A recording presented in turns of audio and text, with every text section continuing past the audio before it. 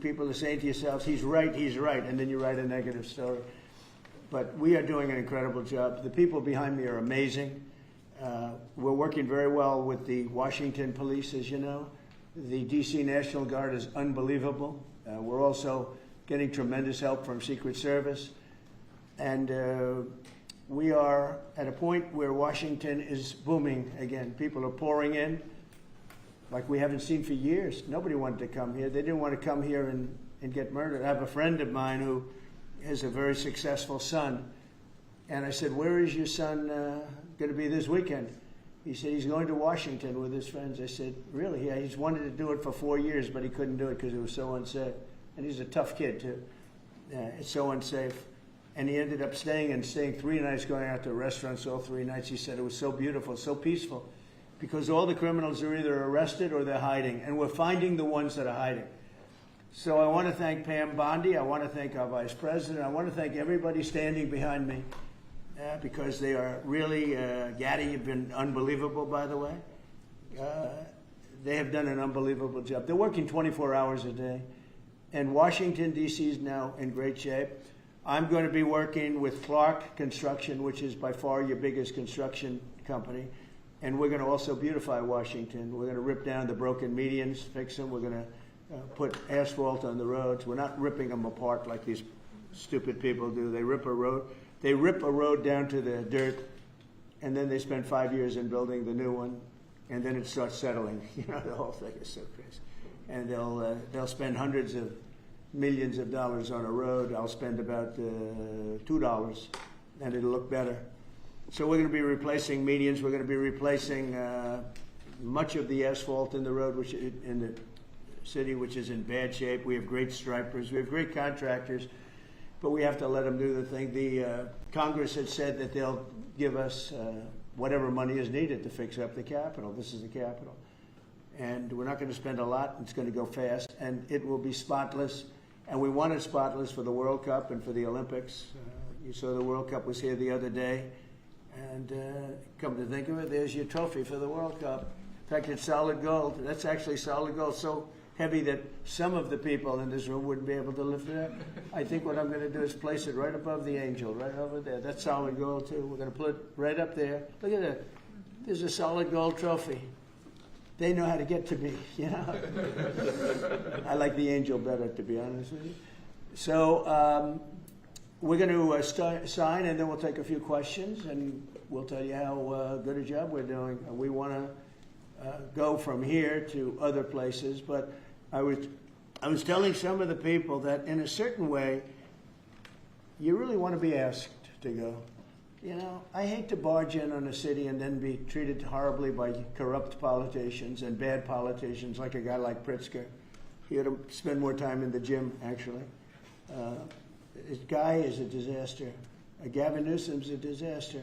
When we went, we saved Los Angeles. You wouldn't have been able to have the Olympics in Los Angeles. You're barely able to have it now. They did lose 25,000 houses to a fire that should have never occurred, because they didn't let the water come down from the Pacific Northwest, which you guys don't want to write about. I had to break into the water supply to let the water down. And even now, we want more. We can have much more. It's less than half of what should be coming in. I don't know, they have a political thing about it. It's like the craziest thing I've ever seen. But I don't like going to a town, city, place, a state, and then be criticized by some corrupt or incompetent governor where crime is rampant. Like, take a look at D.C. Crime was rampant. It was at the all-time worst. It got really bad during the Biden 4 years. And then I have a mayor stand up and say how crime has reached a 30-year low. 30-year low. People are being killed left and right. And it's not a 30-year low. Think of it. So for 11 days, there have been no murders. The record goes back years where that's happened. They haven't seen that happen in years. And then people stand up, and instead of thanking us, which they should do, and she's not that bad. She's better than most. But, you know, you have people, I watched in Illinois, Chicago, Illinois is a disaster. I have property there. It's a disaster what's going on in Chicago. And you get Pritzker, he's violating our rights. I think this is another men and women's sports thing. I think this is one of those, you know, they call them 80-20 issues. I call them 97-3. I think the Democrats better get smart. And, you know, politically, I hope they don't. But actually, in terms of love for the country, I hope they do, because it would be good to work together. So I'm thinking about, you know, when I have some slob like Pritzker criticizing us before we even go there, I made the statement that next should be Chicago, because as you all know, Chicago's a killing field right now. And they don't acknowledge it. And they say, we don't need him, freedom, freedom. He's a dictator, he's a dictator. A lot of people are saying maybe we like a dictator. I don't like a dictator.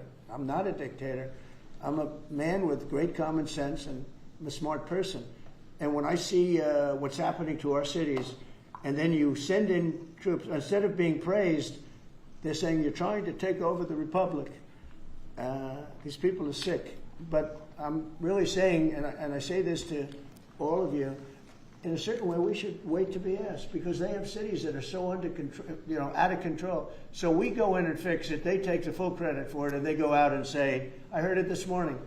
They're saying how well they've done over the last 10-day period, that they set record lows. They don't say that we're there with very tough people, by the way. They have to pass the toughness test. Otherwise, they're not working for us. So, and we're allowed to do that now according to the United States Supreme Court decision.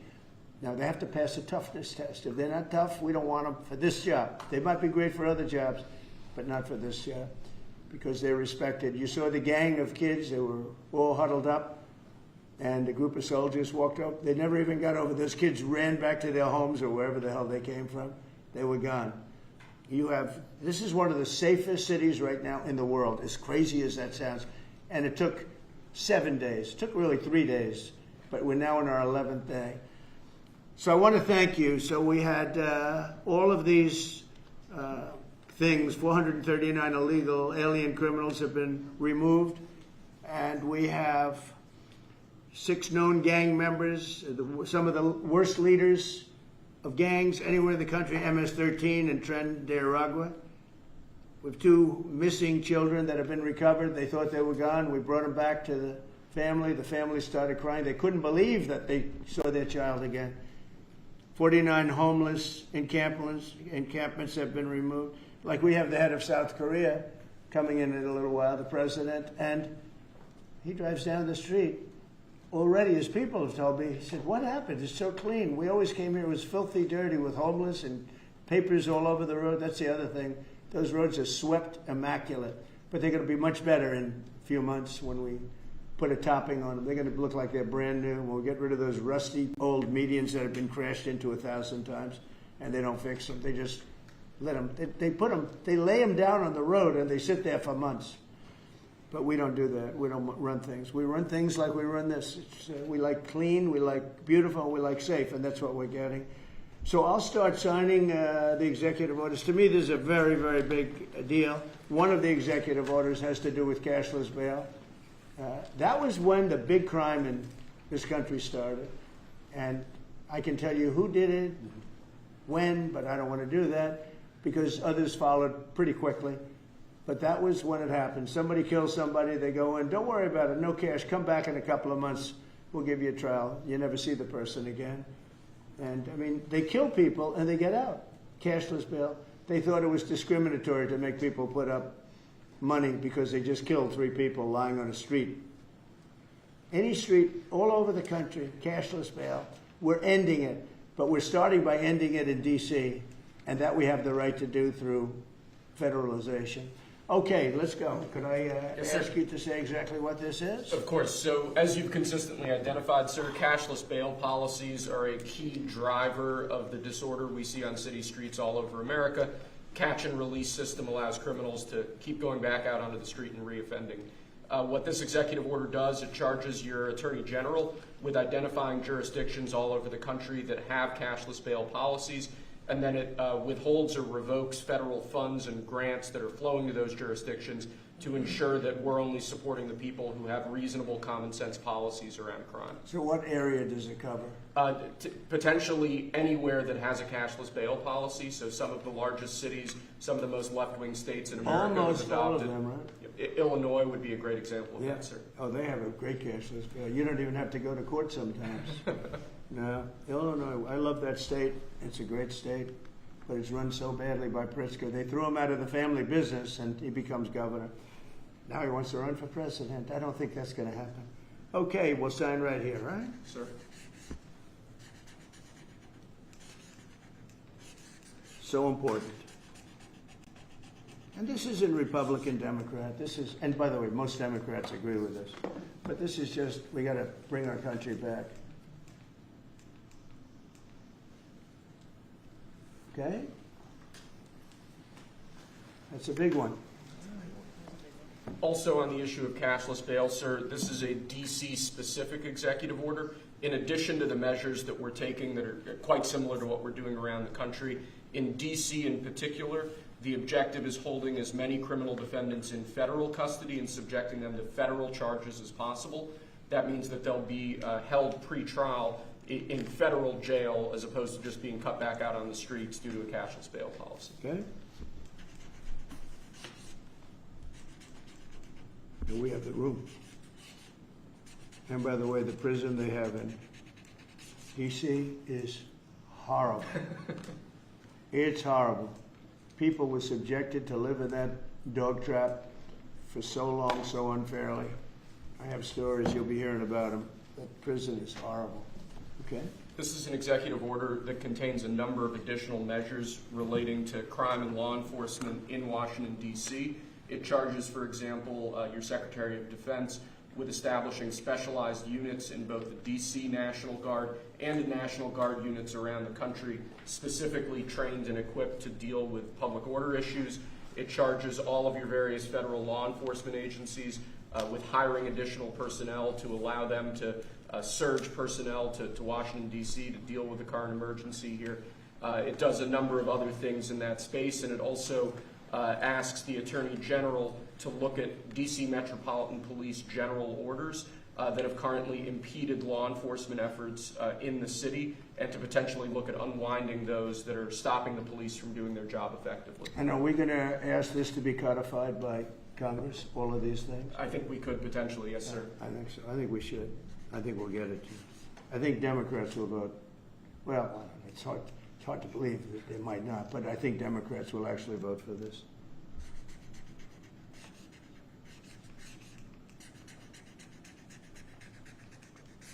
There's no auto pen that can do that. Right? Look at it, ma'am. Is that a good signature? Seriously, is that a good signature? Who can write like that? Nobody. I don't know. That's the other thing. I assume we're looking at the whole auto pen scandal.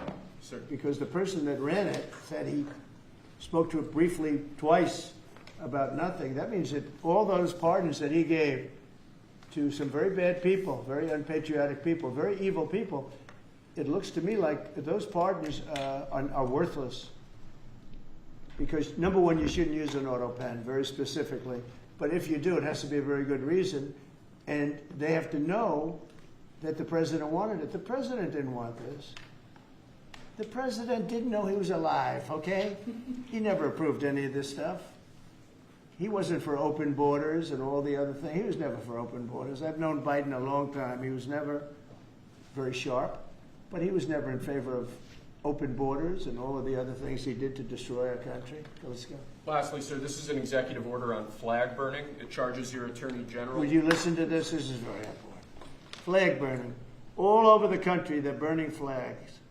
All over the world, they burn the American flag. And as you know, through a very sad court, I guess it was a 5-4 decision, they called it freedom of speech. But there's another reason which is perhaps much more important. It's called death. Because what happens when you burn a flag is the area goes crazy. If you have hundreds of people, they go crazy. You can do other things. You can burn this piece of paper. But when you burn the American flag, it incites riots at levels that we've never seen before. People go crazy. In a way, both ways. There are some that are going crazy for doing it. There are others that are angry about them doing it. Do you want to discuss that? Sure. So what the executive order does, sir, it charges your Department of Justice with investigating instances of flag burning, and then where there's evidence of criminal activity, where prosecution wouldn't fall afoul of the First Amendment, and instructs the Department of Justice to prosecute those who are engaged in these instances of flag burning. And what the penalty is going to be, if you burn a flag, You get 1 year in jail, no early exits, no nothing. You get 1 year in jail. If you burn a flag, you get, and what it does is incite to riot. I hope they use that language, by the way. Did they? Incitement is Incite to riot.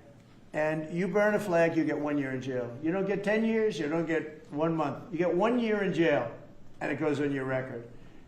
And you will see flag burning stopping immediately, just like when I signed the Statute and Monument Act. 10 years in jail if you hurt any of our beautiful monuments. Everybody left town. They were gone. Never had a problem after that. It's pretty amazing. We stopped it.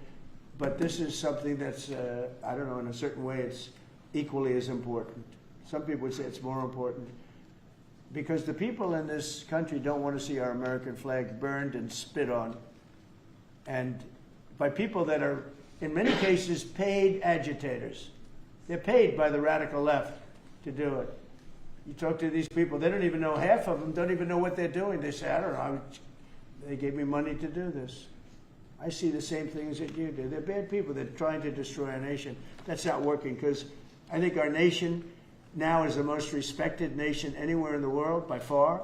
You saw that with the European leaders on Friday. You saw that with NATO, where they agreed to go from 2% no pay to 5% fully paid up, trillions of dollars paid, where they respect your president to a level that they jokingly call me the president of Europe. They call me the president of Europe, which is an honor. I like Europe, and I like those people. They're good people. They're great leaders. And we've never had a case where 7 plus really 28, essentially 38 countries were represented here the other day. 38 European countries were represented. European and other countries were represented. And it was a great meeting. But your country is respected again. I say it all the time. 1 year ago, our country was dead. Everybody said it. We had a dead country. We were not going to survive. Now we have the hottest country anywhere in the world. So it's an honor to be involved. And this group has a lot to do with it, right behind me.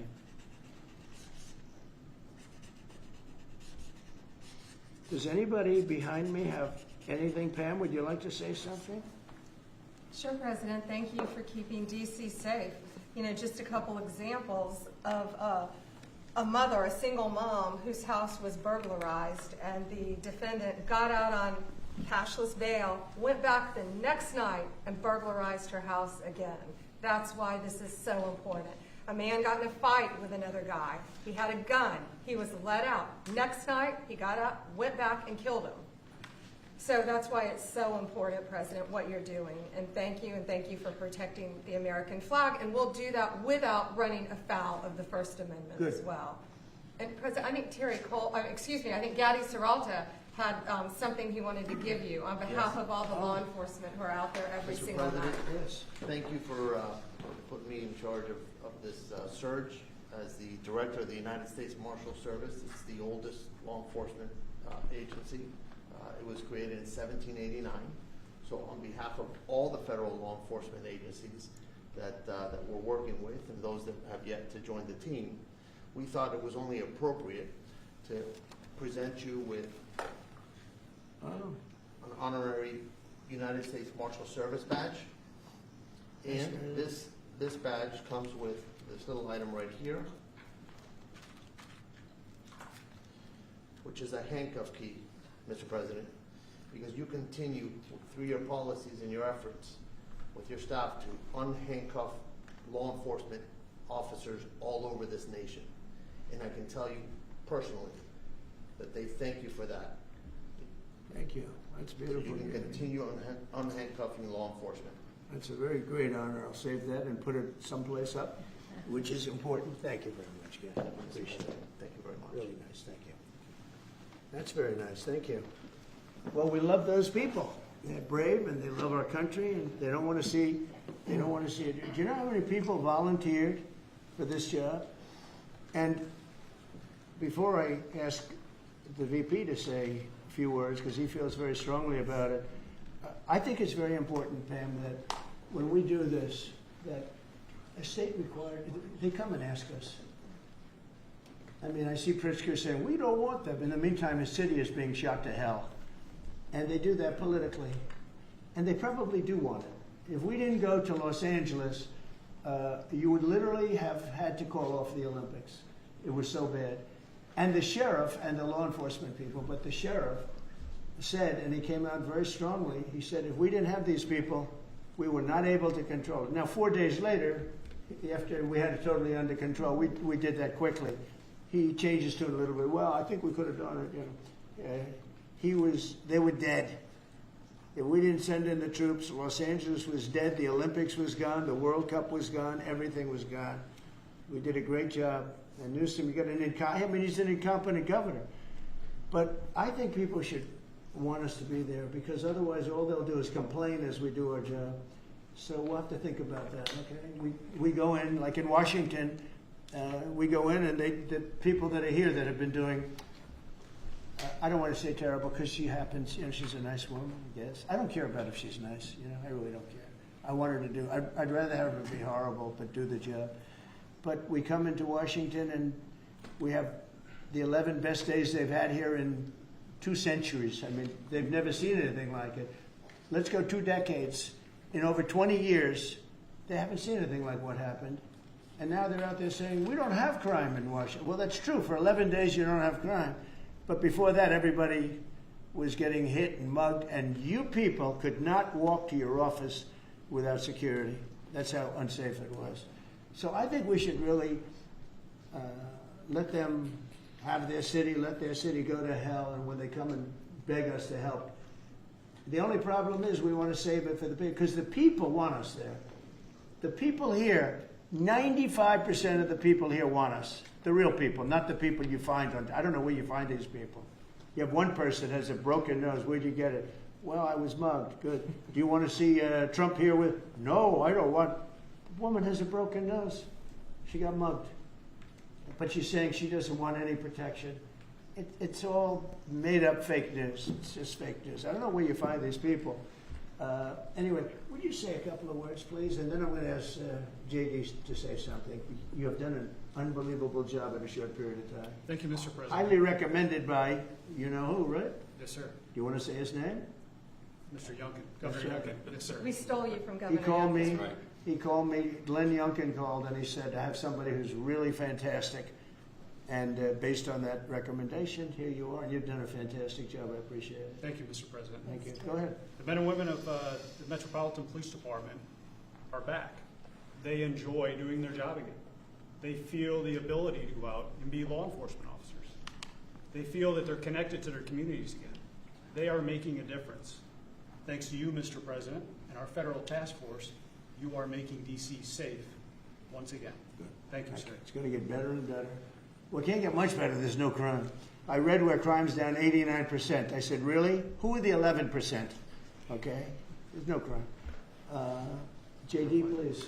Yes, sir. Well, thanks, Mr. President. Thanks to the incredible team here. You know, I want to echo something the President said, where you say there haven't been murders in a couple of weeks in D.C., and it doesn't sound good, but then you talk to local law enforcement, and I didn't realize that this town averaged 1 murder every other day for the last 20, 30 years, which means that in 2 short weeks, the President and the team have saved 6 or 7 lives, people who would have been killed on the streets of D.C., who are now living, breathing, spending time with their families, because the President had the willpower to say, no more. We're not going to give the streets of D.C. over to vagrants and robbers and murderers. And the last point I want to make, sir, to your point about we want people to welcome us, to ask us, because look at Governor Pritzker in Illinois, or Governor Newsom in Los Angeles, or Governor Moore in Maryland. They are angrier about the fact that the President of the United States is offering to help them get their crime under control than they are about the fact that murderers are running roughshod over their cities and have been for decades. Why are Democrat governors angrier about federal law enforcement helping clean up their streets than they are about the fact that those streets need to be cleaned up to begin with? It shows a real sickness in the head. And I agree with the President of the United States. I think most Democrats, rank and file, nobody likes crime. Republicans don't like crime. Democrats don't like crime. Independents don't like crime. Why are Democratic governors doing everything in their power to make crime easier to do in their cities? It doesn't make an ounce of sense to me. But, Mr. President, I appreciate you being willing to help, and I hope these governors take you up on the offer, because we should clean up all of America's streets. It's the right of every American to live in safety and comfort in their community. And we've got the people to do it. They're signing up like they've never signed up before. Our military, as you know, during the campaign, nobody was signing up. We were way short of their goal, we were understaffed. Nobody wanted to be in the military. Nobody wanted to be a policeman. Nobody wanted to be a fireman. They didn't want anything to do with the country. We had an grossly incompetent president who, frankly, should not have been there.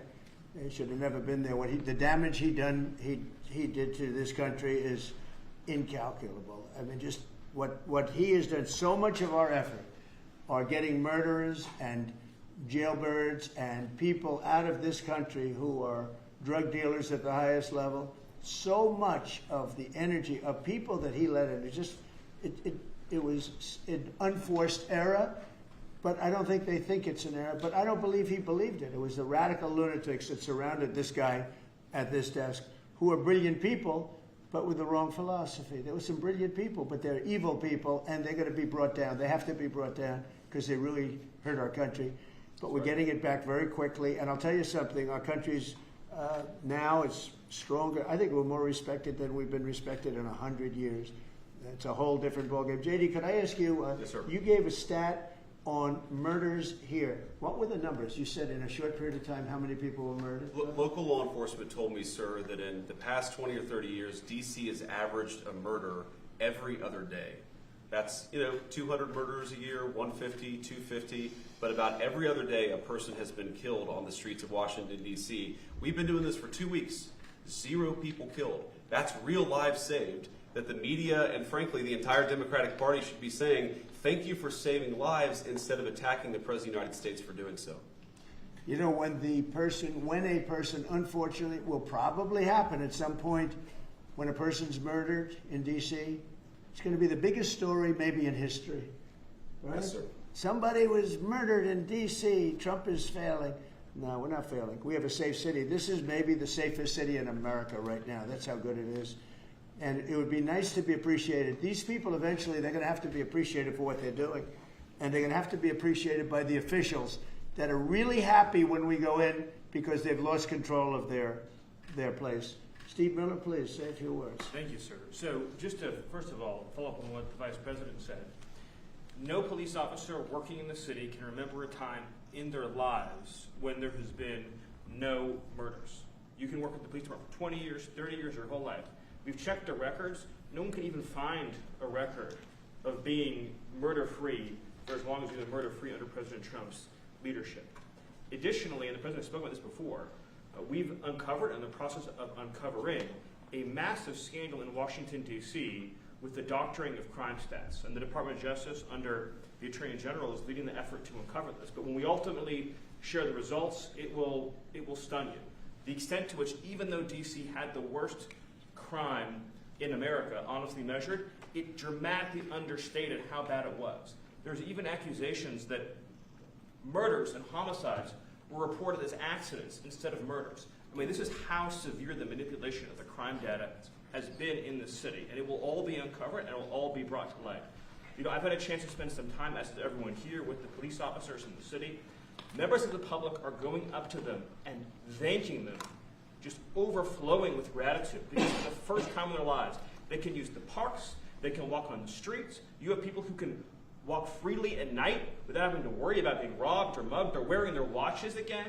They're wearing jewelry again. They're carrying purses again. People had changed their whole lives in this city for fear of being murdered, mugged, and carjacked. It is a literal statement that President Trump has freed 700,000 people in this city who were living under the rule of criminals and thugs. And the last thing I'll say is that under the efforts of Terry, to my left and many here, what they found also is that the street criminals here in Washington, D.C. were doing business directly with the transnational criminal cartels, the foreign terrorist organizations. So not only was the city being run by these criminal thugs, but they were working with some of the most dangerous terrorist organizations on the planet to traffic weapons and drugs into this city. And what we are uncovering every day is shocking to us, and we look forward to sharing all the results with you. But President Trump, your leadership has uncovered some of the great public safety scandals of our life, and now because of you, people are safe and free for the first time ever in this city. Thank you very much, Chief. You know, in Los Angeles, Beverly Hills is, you know, a great place. I have a house there. I had a house there. I used to stay a lot of time, spend a lot of time there. And a great place.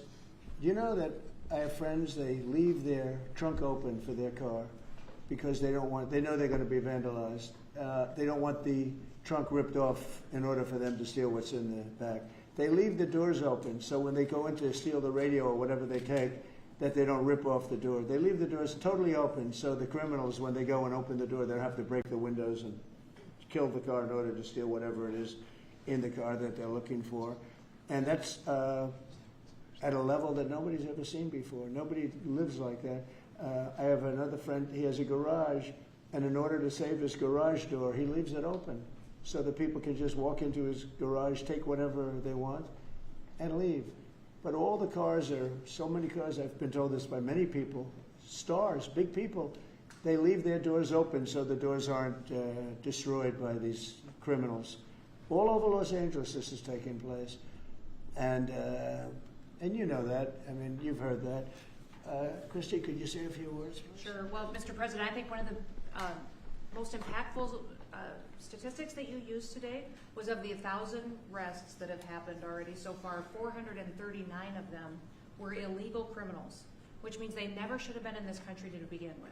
That they were in this country, invaded over our southern border or our northern border or maritime seas, and then they committed crimes against the American people. So by getting those individuals incarcerated, we've stopped those violent crimes from happening here in the city. And sir, they do. Exactly like Stephen was talking, they have ties to cartels. They have networks across this country and other cities. So by what you're doing here is going to have a ripple effect in Miami, in Chicago, in other cities, because you're grabbing those networks and giving us information and targeting information to go and get more criminals across this country. So thank you for the work that you're doing. We have ICE and CBP, Federal Protective Services, Secret Service, HSI, all of our officers are working with all the other agencies every day here in DC, and they're so proud to have this kind of partnership. So Yeah. they're so glad that you're letting them do their jobs again. And I don't know if you've heard, sir, but the recruitment campaign for ICE, when we were going to hire 10,000 new officers, we've got over 130,000 people that have applied and raised their hands and said they want to work with ICE. So no matter what the fake news says or what the media says about ICE not having support, they've got incredible support from the American people. People want to join them and help them do what they're doing to make America safe again. So thank you for the I was going to opportunity. say that our recruitment drive, it was dead. During the campaign, they couldn't get, every story was the Army can't fill up, the Marines, none of them could fill up. They were way behind. We couldn't get anybody to go into the military, couldn't get any police. We have just set records on everybody wants to be in, everybody wants to go in. And we're taking incredible people. I mean, the level of, because of the Supreme Court, it's based on merit. It's all based on merit now. It's not based on anything else. You got to, if you need strong people, you have to get strong people. It's all based on merit. But we're setting records in the Army, Navy, Air Force, Marines, the Coast Guard. One of my favorites, because I happen to have created it, Space Force. We're very proud of Space Force. It's amazing what it's doing. We're leading in space now. China was killing us. Russia was beating us.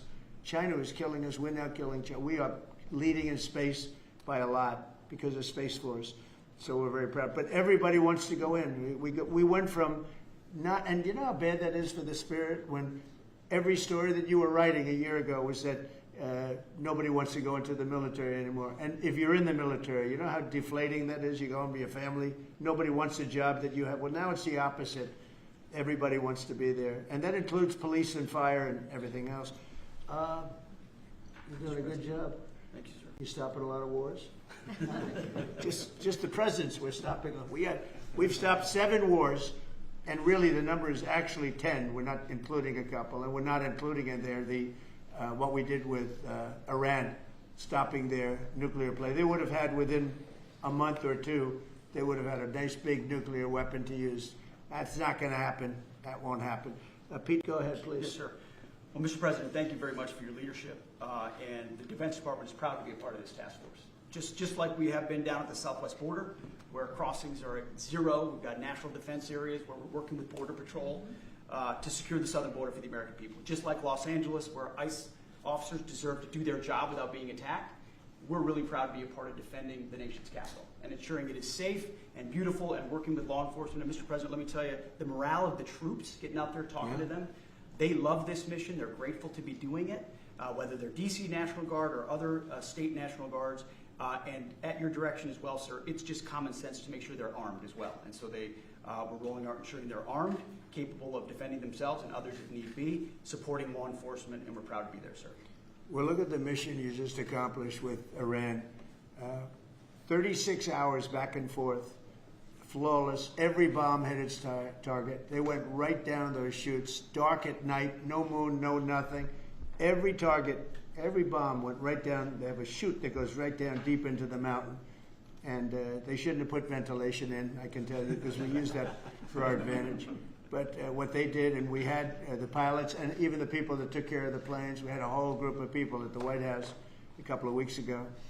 And, you know, I didn't realize this, but they said, we've been looking at their predecessors, and then these were the pilots. They said, we gave them beautiful medals. And I'll show you the medal. Gave them a medal just like this. See? Just like that. They were so happy. Gave a lot of them out for that. It was an incredible job. You know, we had 52 tankers. People don't realize, so that they could refuel. We had many fighter jets, F-22s, F-35s. We had many. It was an amazing operation. It was flawless. Compare that to the operation when they went in with the helicopters crashing and everyone running around the desert, and the prisoners being taken, and that was Jimmy Carter. And what a horrible thing. This was the exact opposite. This was the exact opposite of what they did in leaving a very, very nice place. The Taliban runs a tough operation in Afghanistan, and I think it was the most embarrassing day in the history of our country. That was Biden. I was leaving, and we would have left through strength, tremendous strength. We would have kept Bagram, which is the air base, one of the largest runways in the world, one of the most powerful. You could land anything on it, many, many feet thick. You don't build them that way anymore. You can't. But we left it, and now China's occupying that air base. This was the most incompetent administration in history, the Biden administration. And you're just lucky that they lost, because if they won, you wouldn't have a country anymore. And so, Pete, you started up by saying the Department of Defense, and somehow it didn't sound good to me. You know, it didn't sound good. Defense, what are we defense? Why are we defense? So it used to be called the Department of War, and it had a stronger sound.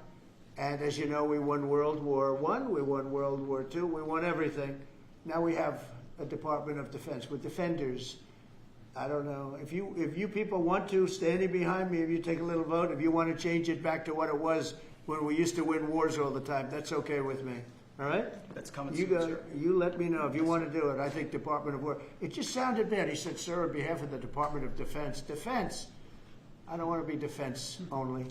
We want defense, but we want offense too, if that's okay. So you'll make a decision. But, you know, as Department of War, we won everything. We won everything. And I think we're going to have to go back to that. In the meantime, I've stopped all of these wars. I've stopped them. The big one would have been India and Pakistan. But we stopped them all. We stopped 3 wars. Go to Africa. They like to say, oh, you know, let me tell you, I love black people. And I did great with the vote with the black people. But they say, he's a racist, he's a racist. I said, really? For 35 years, a war raged between Rwanda and the Republic of the Congo. And it was a vicious war. 9 million people were killed with machetes, largely. Hatchets, machetes. That went on for more than 30 years, but 34, 35 years. And I stopped it. In fact, the presidents are coming in a week or two to sign. We have the foreign ministers, it's all signed, the war stopped. But I got it stopped and saved a lot of lives. The Congo, that's deep into deepest, darkest Africa. I got that war stopped. Nobody else could have done that. We did a lot of jobs. We did a lot of wars were stopped that nobody thought would even be possible. And I'll tell you what, the war with India and Pakistan, That was the next level. That was going to be a nuclear war. They already shot down 7 jets. That was raging. And I said, you guys want to do trade? We're not doing any trade. We're not doing anything with you if you keep fighting. You got 24 hours to settle it. They said, well, there's no more war going.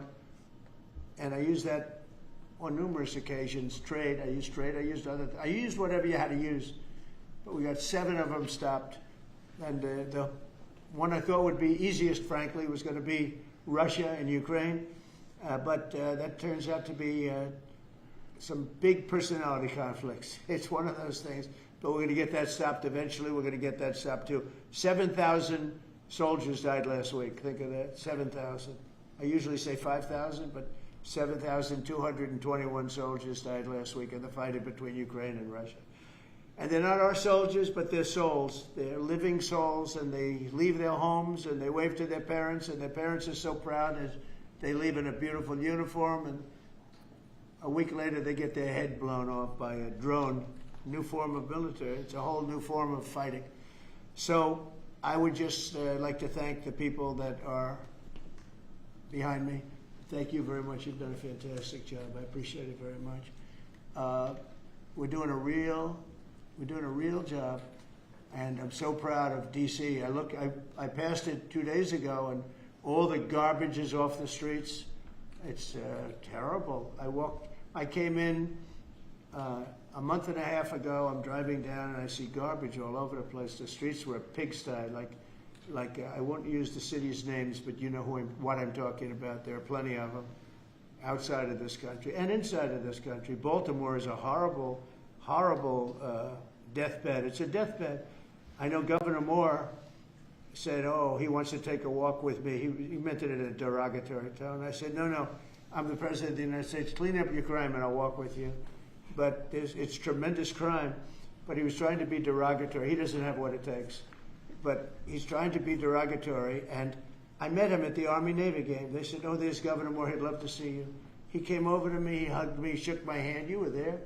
He said, sir, you're the greatest president of my lifetime. I said, but it's really nice that you say that. I'd love you to say it publicly, but I don't think you can do that, so it's okay. But no, sir, you're doing a fantastic job. I want to just shake your hand. Thank you very much, Governor. That was it. And then every time I see him on television, he's knocking the hell out of me. So, but that's all right. That's called politics. But Governor Moore's he's doing a bad job. Newsom's doing a bad job. All of their potential candidates are doing a bad job. I can't imagine Pritzker being even a candidate, but somebody said he is. He can't do the work, can't do the job. He's not temperamentally suited. So I just want to thank you all for being here. Do you have some questions? Yes, sir. Is the Pentagon, and maybe the Secretary of Defense can weigh in too, is the Pentagon preparing for military deployment to Chicago? And with what you said there, are you waiting for the government? We're ready to go anywhere. We have want him to call a you, though? full complement of great human beings. We're full. You know, our military is full.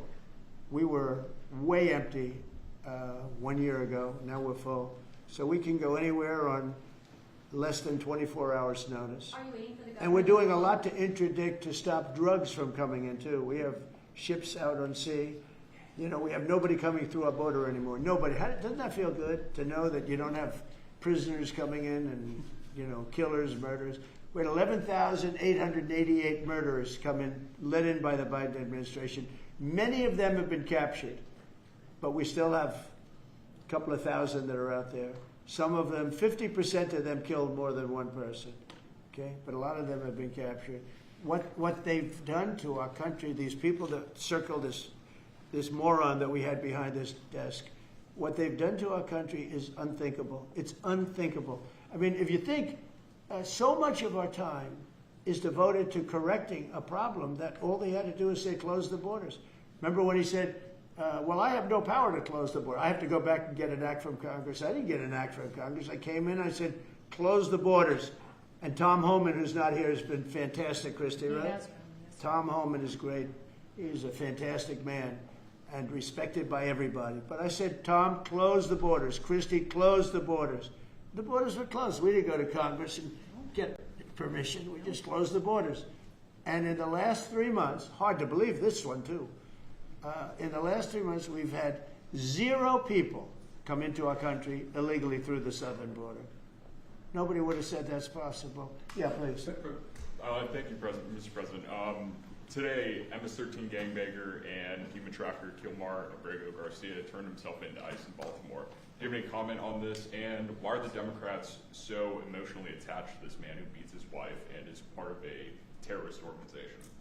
Because they think he's going to be good for votes, and I think he's very bad for votes. These people are deranged. He's not good for votes.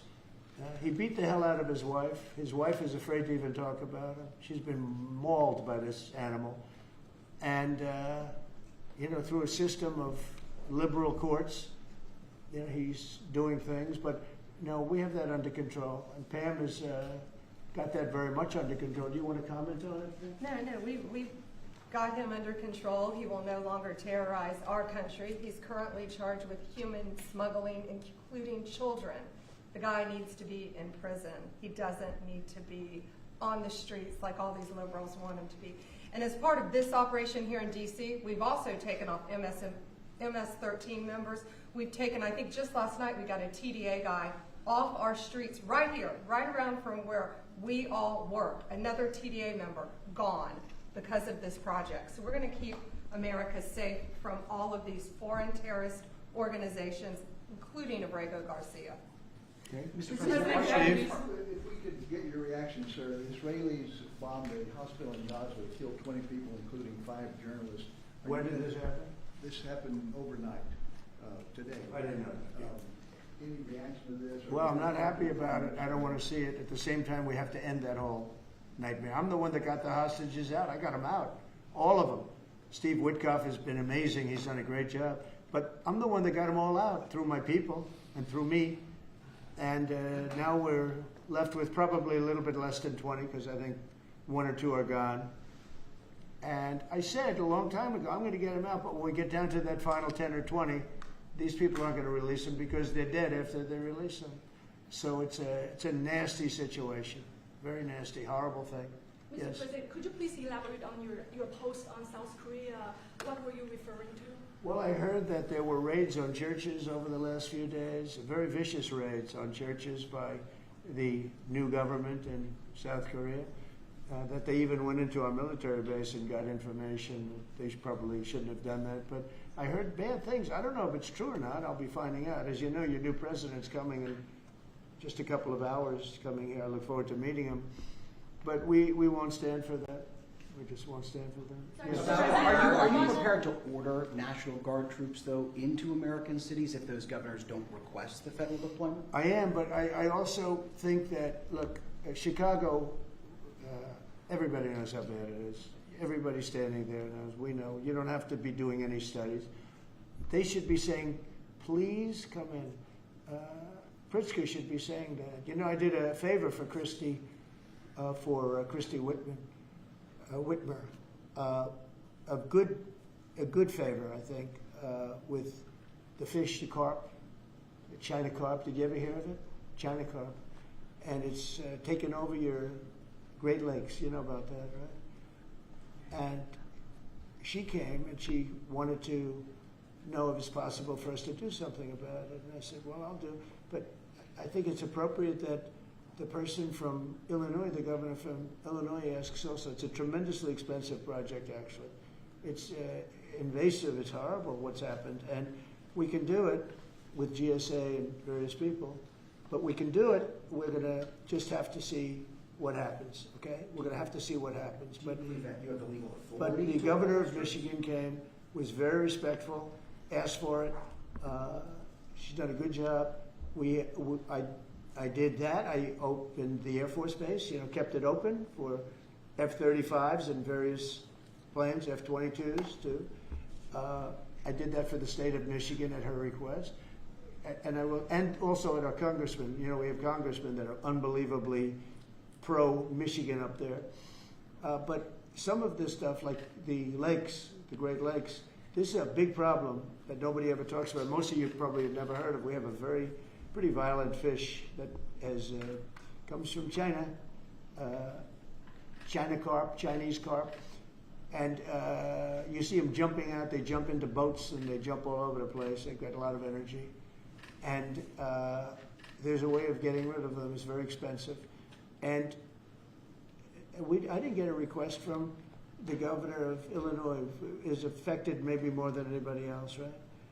And I think until I get that request from that guy, I'm not going to do anything about it. And I feel the same way about crime. We go in, we will solve Chicago within 1 week, maybe less, but within 1 week, we will have no crime in Chicago.